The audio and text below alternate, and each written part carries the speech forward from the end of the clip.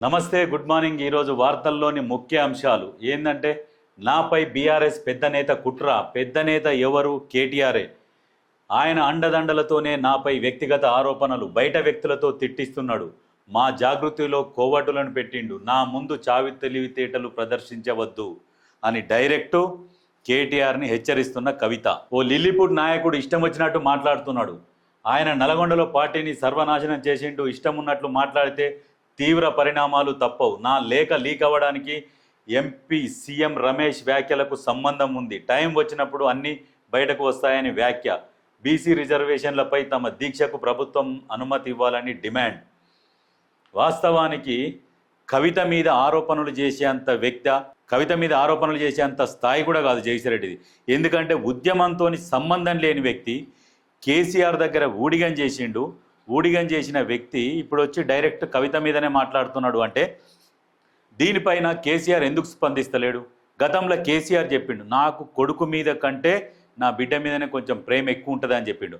ఆ ప్రేమ ఎక్కడ పోయింది? ఇప్పుడు కేసీఆర్ ఎందుకు స్పందిస్తలేడు అంటే కారణం మన కేటీఆర్ మానసికంగా కేసీఆర్ని కుంగదీసిరు, బయటికి రానియకుండా చేస్తున్నాడు.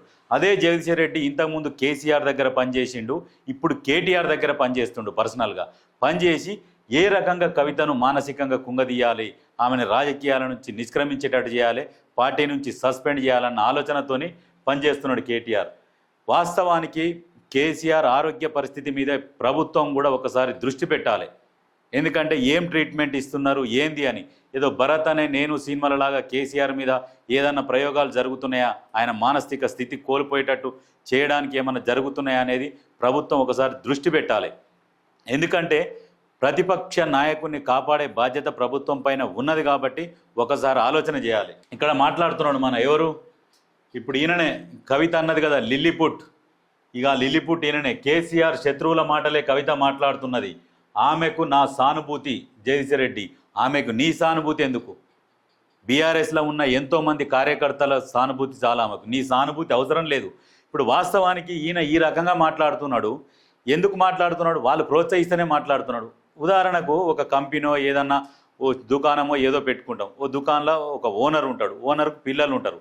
అందులో పనిచేసేదే ఇప్పుడు ఆ కంపెనీలో పనిచేసే వ్యక్తి ఓనర్ బిడ్డని ఆ మాట మాట్లాడుతున్నాడు, ఇట్లా అనుచిత వ్యాఖ్యలు చేస్తున్నాడంటే ఎవరు ప్రోద్బలంతో? ఇంకా ఓనర్ కొడుకు మాటలు వినన్నా అనాలే, లేకుంటే ఓనర్ మాటలన్నా వినే అనాలి. ఓనరా సైలెంట్గా ఉన్నాడు ఫామ్ హౌస్లో, ఇంకొక ఓనర్ కొడుకు ఈ పనులతోనే అనిపిస్తున్నాడు. వీళ్ళు ఆ కంపెనీల ఎంప్లాయీస్ మాత్రమే. వీళ్ళతోని కవితను అనిపించి కవితను ఏం చేస్తున్నారంటే మానసికంగా కుంగదీస్తున్నారు.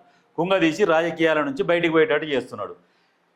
నేను చావు తప్పి కన్ను లొట్టలకు పోయి గెలిస్తే కొందరు అసలే గెలవలేదు కదా. నువ్వు గెలుపు నీదో గెలుపు అంటారు. అది అక్కడ వట్టె జానయ్య పోటీ చేసిండు కాబట్టి ఆ ఓట్లు చీలి నువ్వు గెలిచినావు, లేకుంటే నువ్వు గెలిచేటోనివి కూడా కాదు. మొన్న కూడా వేముల వీరేశం చెప్తున్నాడు, దమ్ముంటే నువ్వు గెలిస్తే రాజకీయాల నుంచి శాశ్వతంగా రాజకీయాల నుంచి వైదొలుగుతా అని చెప్పి. అసలు ఆమెకి ఈ పరిస్థితి ఎందుకు వచ్చిందో ఆమెనే అడగాలని కామెంట్. మీలాంటి కోవట్టులు ఉన్నారు. ఇన్ని రోజులు కేసీఆర్ దగ్గర పనిచేసినావు, ఇప్పుడు కేటీఆర్ దగ్గర పనిచేస్తున్నావు. ఫైనల్గా ఏం చేస్తారంటే కేసీఆర్ మానసిక పరిస్థితి బాగలేదు, కేసీఆర్ రాజకీయాల నుంచి నిష్క్రమిస్తుండు, అన్ని కేటీఆర్ అని రేపు నువ్వు త్వరలో నువ్వే చెప్తావు. లాస్ట్కి ఏం చేస్తారంటే కేసీఆర్ అనే ఒక చరిత్రని ముగిసేటట్టు చేస్తున్నారు. ఇక నేనే ముఖ్యమంత్రి అభ్యర్థి అని చెప్పేసి కేటీఆర్ అనుకోవాలి. ఇప్పుడు ఈయన కూడా ఆయన పేరే ప్రకటించేటట్టు ఇది ఒక కుట్ర జరుగుతున్నది.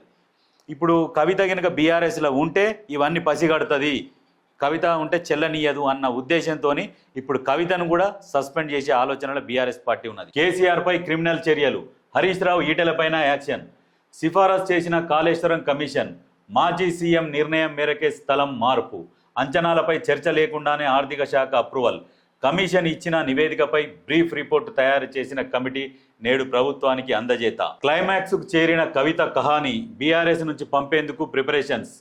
పార్టీకి సంబంధం లేని ఎమ్మెల్సీ వ్యాఖ్యలపై స్పందించని పార్టీ ఇప్పుడు ఏకంగా కవితను టార్గెట్గా మొదలైన విమర్శలు.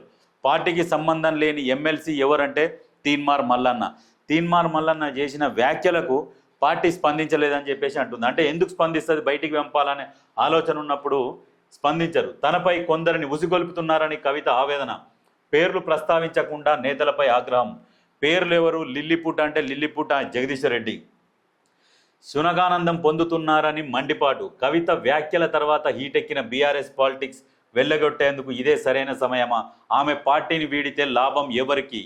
పార్టీని వీడితే లాభం ఎవరికి అనేది పక్కన పెడితే నష్టం మాత్రం బీఆర్ఎస్కి. ఇప్పుడు మీరు అనుకుంటున్నారు కవితని ఇక్కడ ఆంధ్రాల జగన్ గాంక షర్మిలను మోసం చేసినట్టు, బయటికి వెళ్ళగొట్టినట్టు ఇక్కడ కేటీఆర్ కూడా అట్లా అనుకుంటున్నాడేమో. కానీ కవితకు షర్మిలకు చాలా తేడా ఉన్నది. షర్మిల ఎక్కడ కూడా రాజకీయాలల్లో పదవులు తీసుకోలే, పదవులు పొందలే. ఆమె ఎక్కడ కూడా ప్రత్యక్ష రాజకీయాలలో పాల్గొనలే. ఆమె ఓన్లీ పాదయాత్ర వరకు చేసింది. ఈమె ఎమ్మెల్యేగా, ఎంపీగా చేసింది, ఎమ్మెల్సీగా చేసింది, రాజకీయ అనుభవం ఉన్నది, పార్టీలతోని కొంతమంది నాయకులతోని సంబంధాలు ఉన్నాయి. ఎట్లా రాజకీయంగా ఎత్తుకు పై ఎత్తు ఎట్లా వేయాలన్నది ఈమెకు వెన్నతో పెట్టిన విద్య. షర్మిలలా కాదు. మీ కుటుంబంలో ఒక కేసీఆర్ తర్వాత తెలివైన వ్యక్తులలో ఎవరు ఉన్నారంటే కవితనే అని చెప్పుకోవాలి. ఇప్పుడు నష్టం కాదు. ఈమె ఒకవేళ కళ్ళు తెరిచిందనుకో, మీ మీద అగ్గిరవ్వనైంది అనుకో, అగ్గిరవ్వ అయితే మీ పార్టీ భూస్థాపితం అవుతుంది. మీరు చేసిన అరాచకాలు, అవినీతి, అక్రమాలు అన్నీ ఈమె దగ్గర ఉన్నాయి. ఈమె ఎందుకు బయట పెడతలేదంటే వెయిట్ చేస్తున్నది సమయం కోసం. సరైన సమయం వచ్చినప్పుడు ఖచ్చితంగా స్పందిస్తుంది, బీఆర్ఎస్ని భూస్థాపితం చేస్తుంది. గుర్తుపెట్టుకోరి.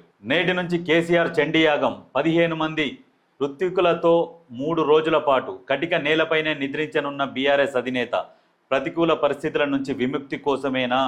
నువ్వు చండీయాగం చేసుకో, కుండయాగం చేసుకో, నేల మీద వండుకో, ఏం వండుకున్నా నువ్వు చేసిన పాపాలు ఆ 10 సంవత్సరాలు అయితే మీరు ఏదైతే పాపాలు చేసిరో ఆ పాపాలకు ఇంకా 10 సంవత్సరాలు కఠినమైన శిక్ష అనుభవించాలి.